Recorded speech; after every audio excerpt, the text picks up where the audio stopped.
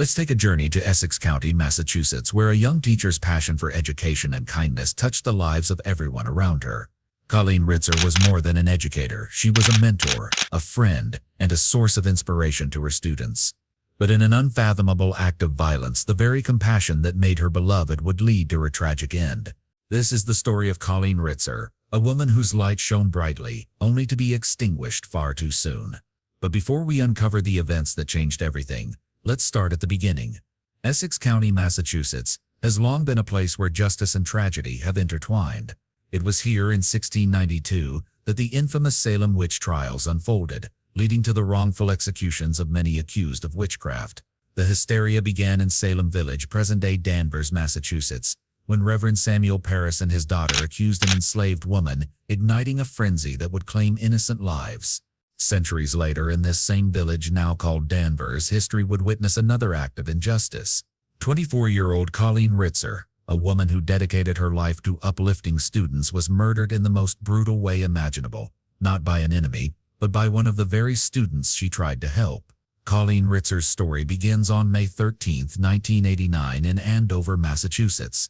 Born to Thomas and Peggy Ritzer, she was a bright and compassionate young woman who had a passion for teaching. In 2007, she graduated from Andover High School and went on to attend Assumption College in Worcester, Massachusetts. There, she majored in mathematics with a concentration in secondary education, graduating magna cum laude in 2011. With a love for education and a heart for her students, Colleen took her first teaching job at Hale Middle School in Stowe, Massachusetts. After a year, she moved on to Danvers High School, where she taught high school math while pursuing a graduate degree at Salem State University. She was just 2 months into her second year at Danvers High when tragedy struck, changing everything forever. Yes, kindness does keep this world spinning. And for Colleen Ritzer, kindness was second nature. She was the kind of teacher who truly cared, always willing to go the extra mile for her students. When she noticed 14-year-old Philip Chism struggling in geometry and algebra, she decided to help. She scheduled an after-school tutoring session for him on October 22, 2013. It was a chance for him to catch up, to improve, and to feel supported. On that day, while Colleen was preparing to stay late and tutor her student, Philip was preparing for something else. That morning, before heading to school, he carefully packed his bag. Inside were a box cutter, white gloves, a ski mask, and multiple changes of clothes. Once the school day ended, Ritzer was getting ready to take her student on the after-school tutorial she had scheduled. By 2:54 p.m., she decided to go to the bathroom before the lessons began. You can see the excitement on her face as she walked to the bathroom. But as soon as she left for the bathroom, Philip followed behind her. He followed her into the female bathroom where he attacked her. He robbed her of her credit cards, her underwear, and her phone, stabbed her before stabbing her 16 times in the neck with the box cutter. Just 3:06 p.m. a female student was captured as she made her way to the bathroom. But when she saw a bare bottom with clothes on the floor and turned back, thinking she had mistakenly walked in on someone changing her clothes. But she had no idea that one of her beloved teachers was being brutally attacked, and maybe a scream would have scared the beast away. A minute later, he leaves the bathroom to get a big black recycling bin. He dragged Ritzer's body into this bin and then pushed the body to the woods behind the school. This was in broad daylight, and he was captured by the schools and street CTV. In the woods, the brutality continued. He cut a tree branch and, without thinking twice, stuck it in her birth canal, and then proceeded to use the box cutter to slit her throat. He then posed the body in a sexually suggestive manner before dropping a note by her body that read, "I hate you all." After he was done, he used her credit card to purchase a movie ticket. When he left the movie theater, it was already late at night. Meanwhile, Ritzer had been reported missing, and investigation was already ongoing to determine if there was any foul play.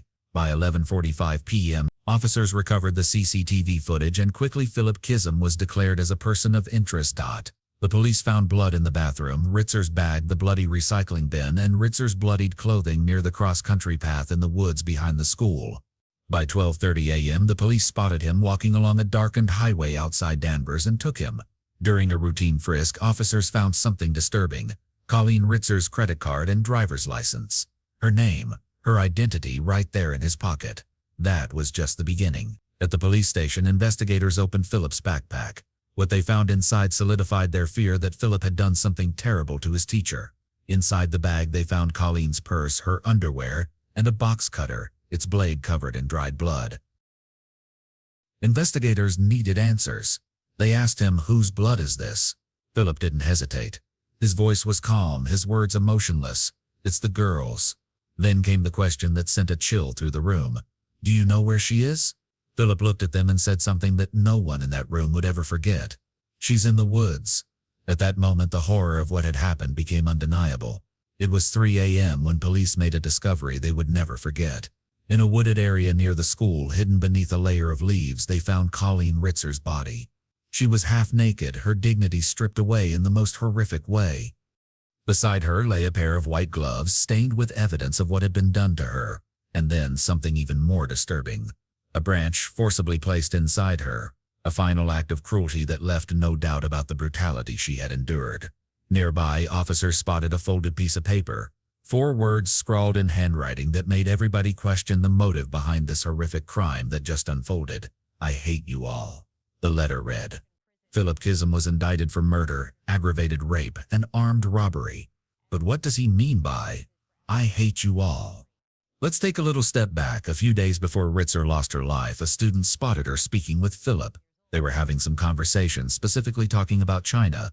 But when Ritzer asked him about Tennessee, his countenance quickly changed. He was visibly upset, and Reader was quick to notice this before changing the subject.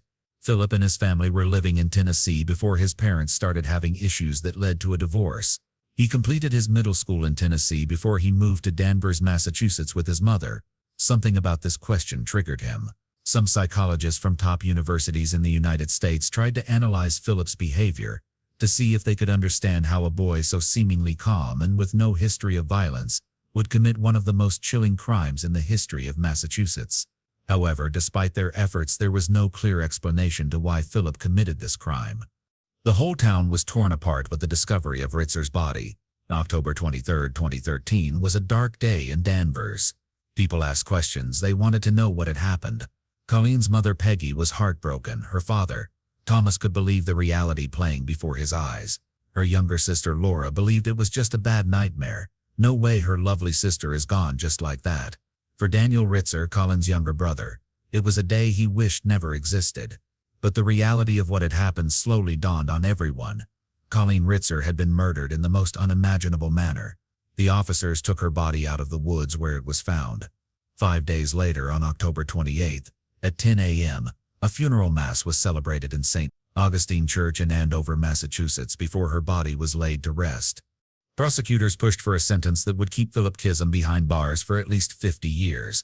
However, his defense attorney argued for a lesser sentence, requesting that Chism become eligible for parole by age 40. She referenced scientific studies suggesting that a juvenile brain is not fully developed, emphasizing that Chism was just 14 years old at the time of the crime. A psychiatrist called by the defense testified that Chism, who had recently moved from Clarksville, Tennessee to Massachusetts, was experiencing auditory hallucinations and was in the middle of a psychotic episode when he attacked Ritzer. Philip was convicted of SA and Ritzer inside the school bathroom, but was acquitted of a second charge related to an assault with a tree branch in the wooded area where he left her body. He was also found guilty of armed robbery for stealing Ritzer's credit cards and underwear. As a 14-year-old, he was tried as an adult, and on February 26, 2016, he was sentenced to a minimum of 40 years in prison before he would be eligible for parole.